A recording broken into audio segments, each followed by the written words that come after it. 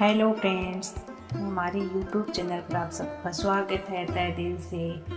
अगर आपने हमारा चैनल सब्सक्राइब नहीं किया तो गाइज आप हमारा चैनल सब्सक्राइब कर लो। और आज मैं लेके आई हूँ शनिवार व्रत कथा। तो पहले तो मैं आपको विधि बता देती हूँ। विधि है इस प्रकार। इस दिन शनिदेव की पूजा होती है। काला तिल, काला वस्त्र, तेल, उड़द शनि को बहुत ही प्रिय है, इसीलिए इनके द्वारा शनि की पूजा होती है। शनि की दशा को दूर करने के लिए शनिवार का व्रत करना चाहिए और शनि स्त्रोत का पाठ भी लाभदायक सिद्ध होता है। और कहता है इस प्रकार। एक समय सूर्य, चंद्रमा, मंगल, बुध, बृहस्पति, शुक्र, शनि, राहु और केतु इन ग्रहों में आपस में झगड़ा हो गया कि हम सब में से बड़ा कौन है। सब अपने आप को बड़ा कहते थे। जब आपस में कोई निश्चय न हो सका तो सब के सब आपस में झगड़ते हुए इंद्र के पास गए और कहने लगे कि आप सब देवताओं के राजा हो, इसीलिए आप हमारा न्याय करके बतलाओ कि हम 9 ग्रहों में सबसे बड़ा कौन है। राजा इंद्र इनका प्रश्न सुनकर घबरा गए और कहने लगे, मुझ में ये सामर्थ्य नहीं है जो किसी को बड़ा या छोटा बतलाऊं। मैं अपने मुख से कुछ नहीं कह सकता हूँ। हाँ, एक उपाय हो सकता है। इस समय पृथ्वी पर राजा विक्रमादित्य दूसरों के दुखों का निवारण करने वाले हैं, इसीलिए तुम सब मिलकर उन्हीं के पास जाओ, वही तुम्हारे दुखों का निवारण करेंगे। ऐसा वचन सुनकर सभी ग्रह देवता चलकर भूलोक में राजा विक्रमादित्य के सभा में जाकर उपस्थित हुए और अपना प्रश्न राजा के सामने रखा। राजा उनकी बात सुनकर बड़ी चिंता में पड़ गए कि मैं अपने मुख से किसको बड़ा और किसको छोटा बतलाऊं। जिसको छोटा बतलाऊंगा वही क्रोध करेगा। परंतु उनका झगड़ा निपटाने के लिए एक उपाय सोचा। उन्होंने सोना, चांदी, कांसा, पीतल, सीसा, रंगा, जस्ता, अभ्रक और लोहा 9 धातुओं के 9 आसन बनवाए। सब आसनों को क्रम से, जैसे सोना सबसे पहले और लोहा सबसे पीछे गया। इसके पश्चात राजा ने सब ग्रहों से कहा कि आप सब अपने अपने सिंहासनों पर बैठिए। जिसका आसन सबसे आगे वह सबसे बड़े और जिसका आसन सबसे पीछे वह सबसे छोटा जानिए, क्योंकि लोहा सबसे पीछे था और वह शनिदेव का था। इसीलिए शनिदेव ने समझ लिया कि राजा ने मुझको सबसे छोटा बना दिया है। इस पर शनि को बड़ा क्रोध आया और कहा कि राजा, तू मेरे पराक्रम को नहीं जानता। सूर्य एक राशि पर 1 महीना, चंद्रमा 2.25 महीना 2 दिन, मंगल 1.5 महीना, बृहस्पति 13 महीना, बुध और शुक्र 1 महीने, परंतु मैं एक राशि पर 2.5 अथवा 7.5 साल तक रहता हूँ। बड़े बड़े देवताओं को भी मैंने भीषण दुख दिया है। राजन सुनो। राम जी को 7.5 आई और वनवास हो गया और रावण पर आई तो राम और लक्ष्मण ने सेना लेकर लंका पर चढ़ाई कर दी। रावण को कुल का नाश कर दिया। हे राजा, अब तुम सावधान रहना। राजा कहने लगा, जो कुछ भाग्य में होगा देखा जाएगा। उसके बाद अन्य ग्रह तो प्रसन्नता के साथ चले गए, परंतु शनिदेव बड़े क्रोध के साथ वहां से सिधारे। कुछ काल व्यतीत हो जाने पर जब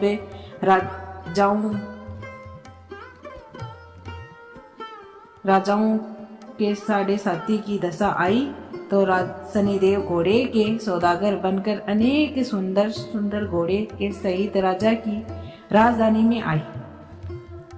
जब राजा ने सौदागर के आने की खबर सुनी तो अवसपाल को अच्छे अच्छे घोड़े खरीदने की आज्ञा दी। अवसपाल ऐसी अच्छी नस्ल के घोड़े देखकर उनका मूल्य सुनकर चकित हो गया और तुरंत ही राजा को खबर दी। राजा उन घोड़ों को देखकर एक अच्छा सा घोड़ा चुन कर सवार के लिए चढ़ा। राजा के घोड़े की पीठ पर चढ़ते ही घोड़ा जोर से भागा। घोड़ा बहुत दूर एक बड़े जंगल में जाकर राजा को छोड़कर अंतर्ध्यान हो गया। इसके बाद राजा अकेला जंगल में भटकता फिरता रहा। बहुत देर के पश्चात राजा ने भूख और प्यास से दुखी होकर भटकते भटकते एक ग्वाल को देखा। ग्वाल ने राजा को प्यास से व्याकुल देखकर पानी पिलाया। राजा की उंगली में एक अंगूठी थी, उसे निकालकर प्रसन्नता के साथ ग्वाल को दे दी और शहर की ओर चली दी। राजा शहर में पहुंचकर एक सेठ की दुकान पर जाकर बैठ गया और अपने आप को उज्जैन का रहने वाला था, अपना नाम विका बतलाया। सेठ ने उसको कुलीन मनुष्य समझकर जल आदि पिलाया। भाग्यवश उस दिन सेठ की दुकान पर बिक्री बहुत अधिक हुई। तब सेठ उसको भाग्यवान पुरुष समझकर भोजन कराने के लिए अपने साथ ले गया। भोजन करते समय राजा ने आश्चर्य की बात देखी कि खूंटी पर हार लटक रहा था और वह खूंटी हार को निगल रही थी। भोजन के पश्चात कमरे में आने पर जब सेठ को कमरे में हार न मिला तो सबने यही निश्चय किया कि सिवा विका के और कोई इस कमरे में आया ही नहीं, अतः अवश्य ही उसी ने हार चोरी किया है। परंतु विका ने हार लेने से मना कर दिया। इस पर 5-7 आदमी इकट्ठा होकर उसको फौजदार के पास ले गए। फौजदार ने उसको राजा के सामने उपस्थित कर दिया और कहा कि ये आदमी तो भला प्रतीत होता है, चोर मालूम नहीं होता, परंतु सेठ का कहना है कि इसके सिवा और कोई घर में आया ही नहीं, अवश्य ही इसी ने चोरी की है। तब राजा ने आज्ञा दी कि इसके हाथ और पैर काटकर चौरंगिया कर दिया जाए। राजा की आज्ञा का तुरंत पालन किया गया और विका के हाथ पैर काट दिए गए। इस प्रकार कुछ काल व्यतीत होने पर एक तेली उसको अपने घर ले गया और कोल्हे पर उसको विका बिठा दिया। विका उस पर बैठा हुआ जबान से बैल को हाँकता रहा। शनि की दशा समाप्त हो गई और एक रात को वर्षा ऋतु के समय वह मल्हार राग गाने लगा। उसका गाना सुनकर उस शहर के राजा की कन्या उस राग पर मोहित हो गई और दासी को खबर देने भेजा कि शहर में कौन गा रहा है। दासी सारे शहर में फिरती फिरती क्या देखती है कि तेली के घर में चौरंगिया राग गा रहा है। दासी ने महल में आकर राजकुमारी को सब वृतांत सुना दिया। बस उसी क्षण राजकुमारी ने अपने मन में यह प्रण कर लिया, चाहे कुछ हो मैं इस चौरंगिये के साथ ही विवाह करूंगी। प्रातः काल होते ही जब दासी ने राजकुमारी को जगाना चाहा तो राजकुमारी अनशन व्रत लेकर पड़ी रही। तब दासी ने रानी के पास जाकर राजकुमारी के न उठने का वृत्तांत कहा। रानी ने तुरंत ही वहां पर आकर राजकुमारी को जगाया और उसके दुख का कारण पूछा तो राजकुमारी ने कहा कि माताजी मैंने ये प्रण कर लिया है कि तेली के घर में जो चौरंगी है उसी के साथ मैं विवाह करूंगी। माता ने कहा पगली ये क्या बात कर रही है, तुझको तो किसी देश के राजा के साथ विवाह जाएगा। कन्या कहने लगी माताजी मैं अपना प्रण कभी नहीं तोड़ूंगी। माता ने चिंतित होकर यह बात राजा को बताई। जब राजा ने भी आकर यह समझाया कि मैं अभी देश देशांतर के में अपने दूत भेजकर सहयोग रूपवान एवं बड़े बड़े गुण राजकुमार के साथ तुम्हारा विवाह करूंगा, ऐसी बात तुझको कभी नहीं विचारनी चाहिए। कन्या ने कहा पिताजी मैं अपने प्राण त्याग दूंगी परंतु दूसरे के साथ विवाह नहीं करूंगी। इतना सुनकर राजा ने क्रोध से कहा तेरे भाग्य में ऐसा ही लिखा है तो जैसी तेरी इच्छा हो वैसा ही कर। राजा ने तेली को बुलाकर कहा कि तेरे घर में जो चौरंगिया है उसके साथ मैं अपनी कन्या का विवाह करना चाहता हूँ। तेली ने कहा यह कैसे हो सकता है, कहाँ आप हमारे राजा और कहाँ मैं एक नीच तेली। परंतु राजा ने कहा कि भाग्य लिखा कोई टाल नहीं सकता, अपने घर जाकर विवाह की तैयारी करो। राजा ने उसी समय तोरण और बंदवार लगाकर अपनी राजकुमारी का विवाह चौरंगी बना विक्रमादित्य के साथ कर दिया। रात्रि को जब विक्रमादित्य और राजकुमारी महल में सो गए तो आधी रात के समय शनिदेव ने विक्रमादित्य को स्वप्न दिया कि राजा कहो मुझको छोटा बतलाकर तुमने इतना दुख उठाया। राजा ने क्षमा मांगी। शनिदेव ने प्रसन्न होकर विक्रमादित्य को हाथ और पैर दिए। तब राजा ने कहा, महाराज मेरी प्रार्थना स्वीकार करें। जैसा दुख आपने मुझे सौंप दिया है ऐसा और किसी को न दे। शनि ने कहा, तुम्हारी यह प्रार्थना स्वीकार है। जो मनुष्य मेरी कथा सुनता या कहता है उसको मेरी दशा कभी नहीं लगेगी, और जो नित्य मेरा ध्यान करेगा और चींटियों को आटा डालेगा उसके सब मनोरथ पूर्ण होंगे। इतना कहकर शनिदेव अपने धाम को चले गए। राजकुमारी की आंख खुली और उसने राजा के हाथ पांव सही सलामत देखे तो आश्चर्य की कोई सीमा न रही। उसको देखकर राजा ने अपने समस्त हाल कहा कि मैं उज्जैन का राजा विक्रमादित्य हूँ।